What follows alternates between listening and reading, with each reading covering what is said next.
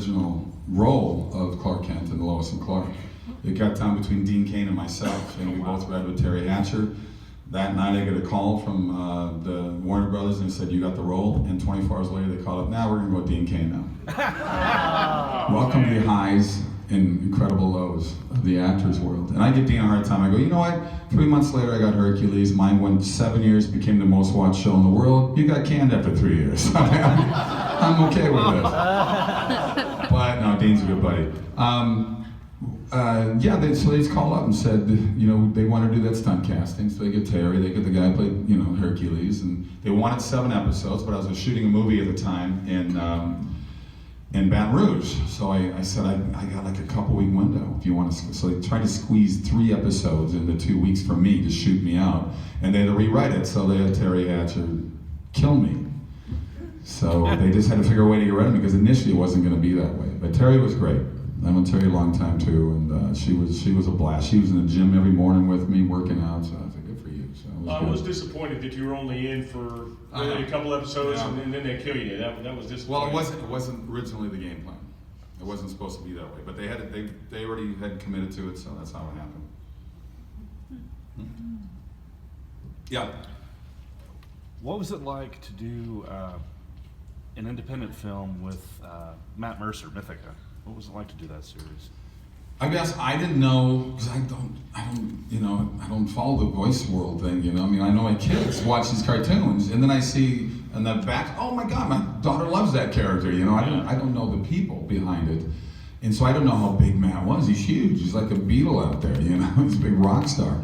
But he came on to play sort of like Satan in the Mythica series, and he was great. We got along great. He's such a nice guy, and that's how I got to know him. I just was having lunch with him before he came up here. So the Mythica now is out there. I think they got all 5 movies in one box set now you can get as well, and it's growing in popularity. It's like a Lord of the Rings type of story in a way. I play a Gandalf type guy, just pop up every once in a while, just show her the right road to follow. But we shot in Provo, Utah, and I remember the first movie we did. We were up in the mountains, we're at about 11,000 feet, and it was 28 below zero. And I got a frickin' robe on, And everybody else is dressed in parkas behind the camera, and I said, when are we gonna shoot this? Because you're just dying. I'll make it look cool, but I'm really not enjoying the weather. But that was good. It was fun to be part of that. And I've done a couple other things with the guys, and I got a really cool movie that I want to make into a TV series.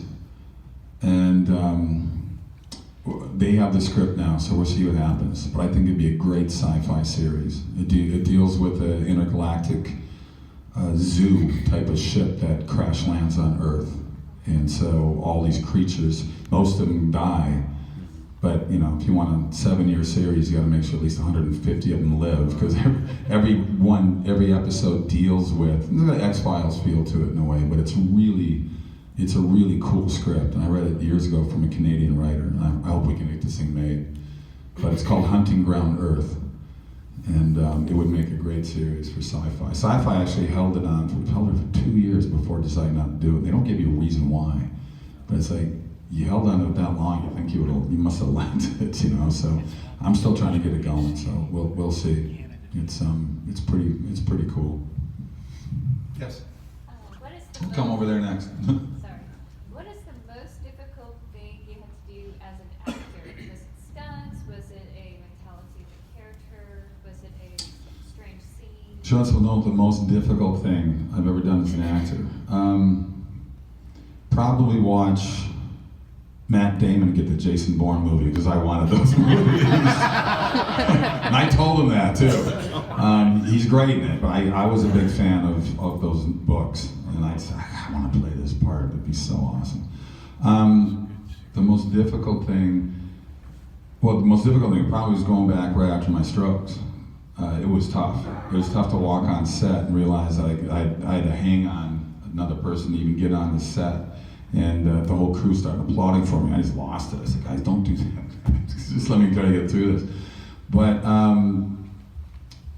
I think the most difficult thing was in the movie I did, God's Not Dead, because it was just 3 weeks after I buried my father. When I started doing that movie. Yeah. And my dad was my best buddy. He was the best man at my wedding. I'm the fourth of 5 kids, and I've been taking care of my parents the last 20 years. I bought them the house they live in now, and they live in Henderson, Nevada now. But I was living there too during my series. So I'm back in LA now, but she's only a 5-hour drive away. So I'll be going out there soon for her 86th birthday. So. All right. That's a lot of strain. Yeah. It was tough. It was tough doing that death scene. Just seeing my father buried, 4 weeks earlier. He just went in for a hip replacement. He got a staph infection. He was still healthy at 84, but he couldn't fight off the staph infection. It's like, man, don't go to the hospital. You die there. It's like, clean your hospital up. Yes, sir. With so many different great characters in your head, do you ever accidentally slip into the wrong character? No, we talk about bloopers. I did it once on Andromeda. I run in with this giant boulder. I went to takes, and I went, I'm sorry, I had a Hercules flashback. But that set was so loose. We had so much fun. I think actors would be blown away at how casual we were on that set. When it was time to roll, everybody was a professional. People knew their lines, people knew their spots, but it was a very relaxed set. And that's, it becomes a factory in a way. So I pretty much, once I finish the day, I'm on the next day, so I just forget about it and stuff. That's why sometimes when people bring up episodes, my kids are now back into watching Hercules. It's on Netflix, it's on Heroes and Icons. So I'll walk in, sometimes living room, they got it on. I'll sit down and watch a little bit, because I haven't seen it since 90, whenever it came out. And I remember every episode in its entirety. I go, I know what this is about. Oh yeah, sure. But I'm looking at it and going, man, that's me talking, but I don't remember anything about that scene. That's the weird thing. And when you sell, like I have every season of Hercules in a box set or Andromeda in a box set, and you look at just the box, you're going, that's 7 years of work right there.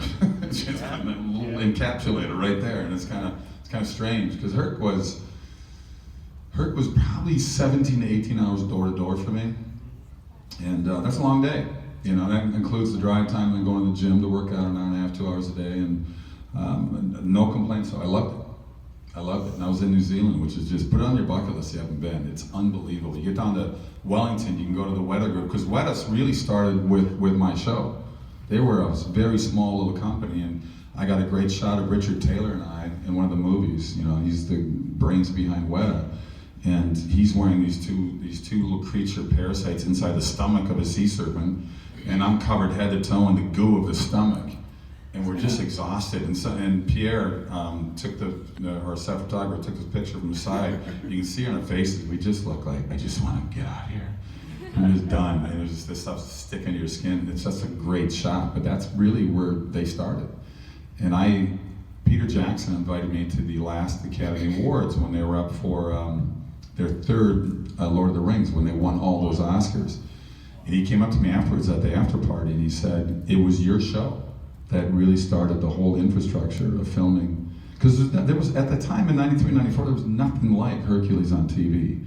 With the action, the fight scenes, the creatures, and all that stuff. Yeah, the visual effects can look a little cheesy now, I get it, because it's all these years later and it just gets better every year. But our third year we spun off Xena, and that same year, everybody tried to copy it. Sheena came out, Tarzan, Robin Hood, Conan, Sinbad. It's so funny, the guy who plays Sinbad, nice guy, comes up to me, we were at some movie premiere in LA, and he walks up and he goes, Kevin, how you doing? I'm Sinbad. And I looked at him, I go, boy, I thought you were taller and blacker in real life. If you ever seen Sinbad the comedian, he is funny. But this guy introduced him, I don't walk up and say, I'm Hercules, So, I don't really think I'm half God, We've got time for one more question. Yes. Wait. Okay, go ahead. Do you have any plans of working on any more religious movies in the future? Oh, we can do a couple more questions. Come on. Who else is coming? We got to clean the room up? Okay. Any what? Do you have any plans of working on any more religious movies in the future? I've got a movie coming out called One Nation Under God, which will be out in the fall. And then I've got another one called The Reliant, which isn't really faith-based. It's an action movie. It's got moral elements to it, but it deals with the economic collapse of America. We shot that up in Columbus.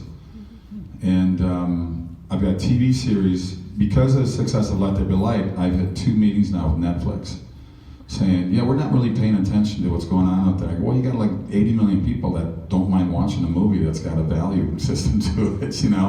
So we have a Little House on the Prairie type of show, and for lack of a better title, called Little House in South Africa.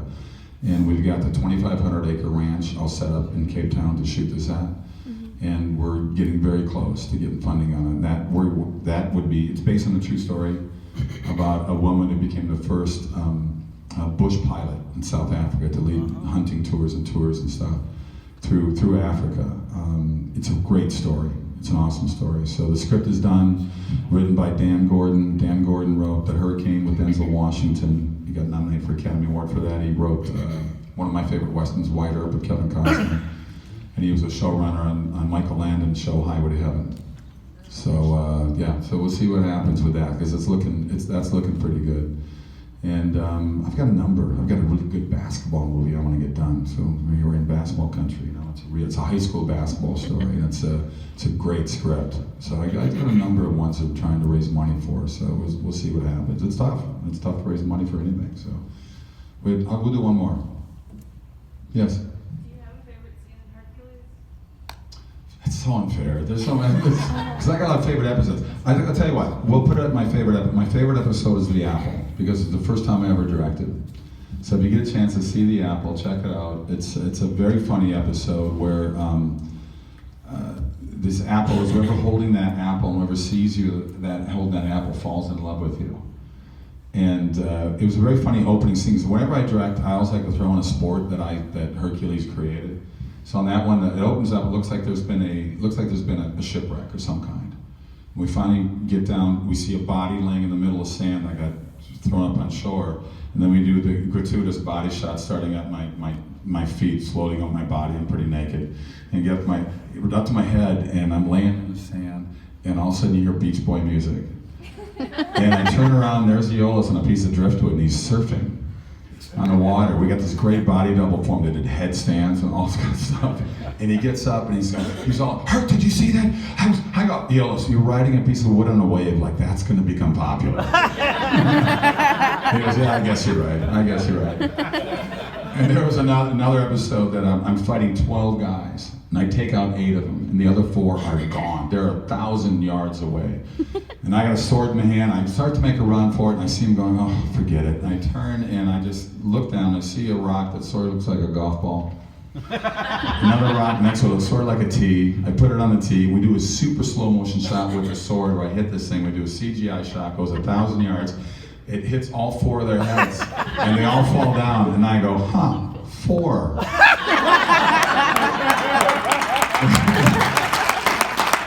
And as I walk away, I had the camera stay locked on me. As I walk out of frame, I go, "I had a feeling this thing would slice." And I kept walking. That's what made the show fun, man.